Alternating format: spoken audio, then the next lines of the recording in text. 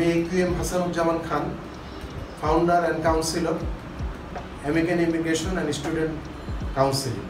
আজকে একটা খুব সুখের অভিজ্ঞতা নিয়ে আপনাদের সামনে এসেছি। আমি শুরুতেই পরিচয় করিয়ে দিই, নুরুল ইসলাম সবুজ। আসসালামু আলাইকুম, আমি নুরুল ইসলাম সবুজ। আমি অনেক সাধনা, অনেক প্রচেষ্টা এবং আল্লাহ তাআলার অশেষ মেহেরবানিতে এবং আপনাদের দোয়ায় অনেক চেষ্টার পরে শেষ মুহূর্তে এসে আমি কানাডার বিষয়টা হাতে পাইলাম। আপনাদের কাছে দোয়া চাচ্ছি এবং আল্লাহর কাছে অশেষ শুকরিয়া আদায় করছি। শুকর আলহামদুলিল্লাহ রাব্বিল আলামিন যে পাসপোর্টটা আমি হাতে পাইছি।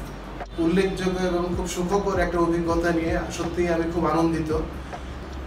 আমাদের এক ক্লায়েন্ট সে নুরুল ইসলাম সবুজ আমাদের আমেরিকান ইমিগ্রেশন অ্যান্ড স্টুডেন্ট কাউন্সিলিংয়ের পেজে আপনারা দেখেছেন পাসপোর্ট রিকোয়েস্টটা, এবং আমার সাথে ফেসবুকে যারা অ্যাড আছেন আমার ফেসবুক প্রোফাইলের সাথে তারাও দেখেছেন নুরুল ইসলাম সবুজের পাসপোর্ট রিকোয়েস্টটা। আজকে ও ভিসা নিয়ে আসছে, হাতে পেয়েছে ভিসা BSF গ্লোবাল ঢাকা থেকে। আপনারা দেখার জন্য সেই ভিসাটা আমি দেখাচ্ছি।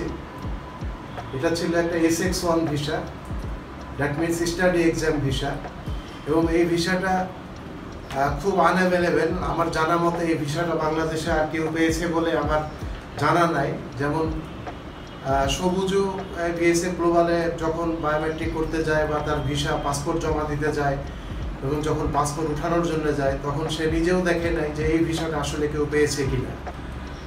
এই ভিসাটা খুব একটা চ্যালেঞ্জিং ভিসা ছিল। ও মনে মনেও চাচ্ছিল যে ও কানাডার জন্য অ্যাপ্লাই করবে, এবং আসলে অ্যাপ্লাই করার মতো ওর যে রিসোর্স আছে সেই রিসোর্সগুলো একেবারেই ছিল না। কিন্তু ওর যেটা ছিল যে ওর দৃঢ় ইচ্ছা ছিল, আকাঙ্ক্ষা ছিল, আত্মবিশ্বাস ছিল, আরেকটা জিনিস ছিল সরলতা ছিল, আর মানুষের প্রতি বিশ্বাস ছিল। ওর সবচেয়ে বড় গুণ যে সবুজ চালাক না।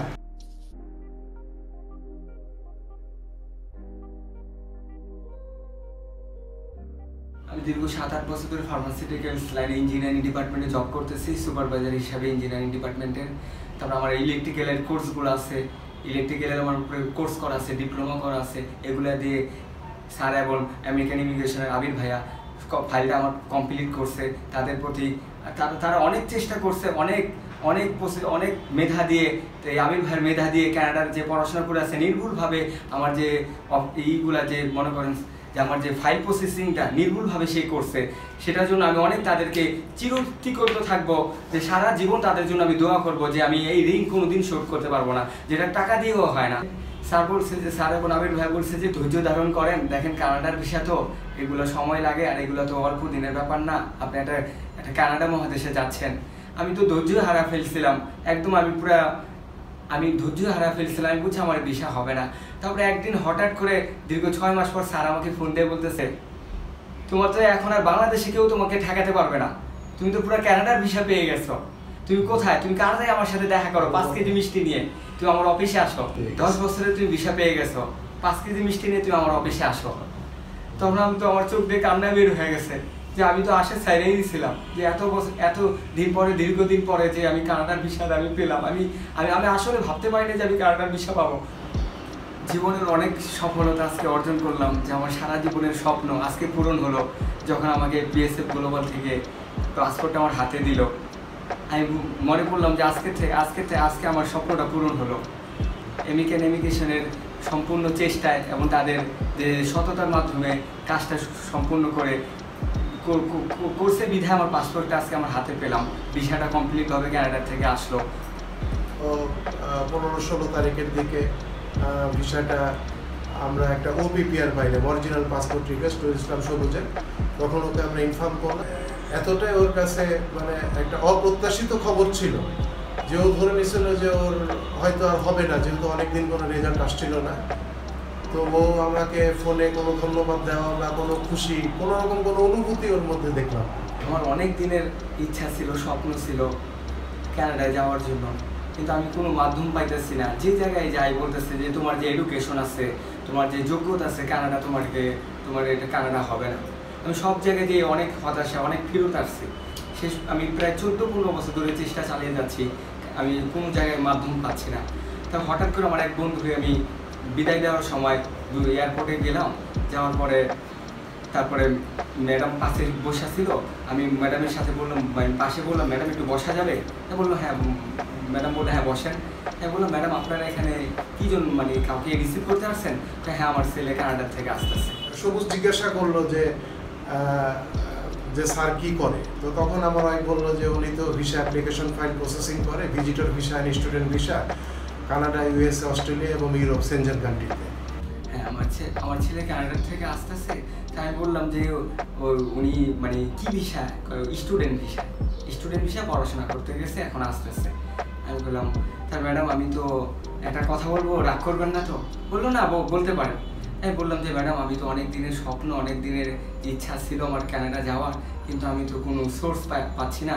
তার ম্যাডাম বললো যে দেখেন আপনি আমার হাজব্যান্ডের নাম্বারটা নিতে পারেন, উনি ইমিগ্রেশন কনসালটেন্ট, উনি এসব ভিসা প্রসেসিং তারপরে কানাডার বিষয়ে কাজ করে ইউরোপে। তার আমি একদিন ভরসা পেলাম যে আমার সব ডকুমেন্ট অরিজিনাল সার্টিফিকেটগুলো সব আমি নিয়ে গেলাম। যাওয়ার পর স্যার আমার ডকুমেন্টগুলো দেখলো, কিছু কারেকশন করতে হয়েছে বোর্ড থেকে, ওগুলো আমি করলাম। তারপর অনেক চেষ্টার পরে স্যার অনেক মেধা দিয়ে তারপরে ফাইলগুলো আমার রেডি করলো। আমার ধারণা ছিল, আমার 100% আমার রবের প্রতি বিশ্বাস ছিল যে স্যারের ছেলে যে কানাডার থেকে আসছে উনি তো অনেক শিক্ষিত ছেলে, যে উনি আমার ফাইলগুলো প্রসেস করলে নির্ভুলভাবে প্রসেস করতে পারবে। এটা আমার 100% বিশ্বাস ছিল যে উনি করতে পারলে আমার হয়তো বা বিষয়টা হয়ে যাবে। তারপর তো আমি আল্লাহর কাছে প্রত্যেকদিন রাতে তাহাজ্জুদ নামাজ পড়ে দোয়া করছি। আর আমার একটাই কথা সবসময় থাকবে যে আমাকে বিশ্বাস কেন করবে না? যদি আমাকে বিশ্বাস না করে একটা মানুষ, আমি বুঝতেছি যে সে বিশ্বাস করতেছে না, সে নানান রকম শর্তের বেড়াজালে আমাকে ফেলে দিচ্ছে, তাহলে তার প্রতি আমার ভালোবাসা এবং ডেডিকেশনটা কোত্থেকে আসবে? কিন্তু সবুজের কাছ থেকে আমি যে জিনিসটা পাইছি যে ও আমাকে শতভাগ বিশ্বাস করছে এবং ও আমার অনেক বকাও খাইছে, এবং আমি ওকে অনেকবার ওর কাজটা নিতেও চাইনি, কারণ কানাডা যাওয়ার জন্য যে রিসোর্স দরকার ছিল সেই রিসোর্স ওর কাছে খুব কম ছিল, খুব কম রিসোর্স ছিল। ওর শুধু একটাই রিসোর্স ছিল যে ও ফার্মাসিউটিক্যালসে একটা জব করে এবং ওর স্যালারিও ছিল খুব কম। আর সত্যি কথা বলতে কি ওর নিজের নামে নিজের কেনা কোনো প্রপার্টিও ছিল না, নিজের নামে পৈতৃক কিছু সম্পদ ছিল কিন্তু নিজের নামে তার কোনো প্রপার্টি কিছুই ছিল। এই কারণে আমি কাজটা নিতে চাইনি, কিন্তু তারপরে ওর যে আকাঙ্ক্ষা, তীব্র আকাঙ্ক্ষা, ওর যে ইচ্ছা, এগুলো দেখার পরে আমি আর না নিয়ে পারলাম না। পরে এইভাবে ও আমাকে 2 মাস ফোন করতে করতে তারপর আমি ওর কাজটা নিলাম। তো আজকে তো কানাডা ভিসা ওর হাতে। এই ভিসা অ্যাপ্লিকেশন ফাইল প্রসেসিংটা আমি করেছি ঠিকই, কিন্তু আন্তরিকভাবে কাজটা করার কারণে এবং ওর যত রকম দুর্বলতা ছিল, উইকনেস ছিল, অনেকের আছে যে অনেক ল্যাকিং থাকে, কিন্তু সেই জিনিসগুলো সুন্দরভাবে ডেমনস্ট্রেট করা করে সেগুলো ইমিগ্রেশনের কাছে তুলে ধরা, সেই কাজটা আল্লাহর রহমতে খুব সফলতার সাথে আমরা করতে পারছি। আমি একটা জিনিস জানি যে সবুজ খুব সহজ সরল এবং সবুজ মানুষকে বিশ্বাস করে, এবং সবুজের আসলে আজকে সবুজের কাছে কানাডার ভিসায় একটা কারণে যে সবুজ মানুষের উপর আস্থা রাখতে জানে, মানুষকে বিশ্বাস করতে জানে, এবং সবুজের যে সরলতা, সবুজ যখন কাউকে কোনো দায়িত্বে ডেলিগেট করে তখন সে শতভাগভাবে তার উপরে সম্পূর্ণ বিশ্বাস রেখে ডেলিগেট করে।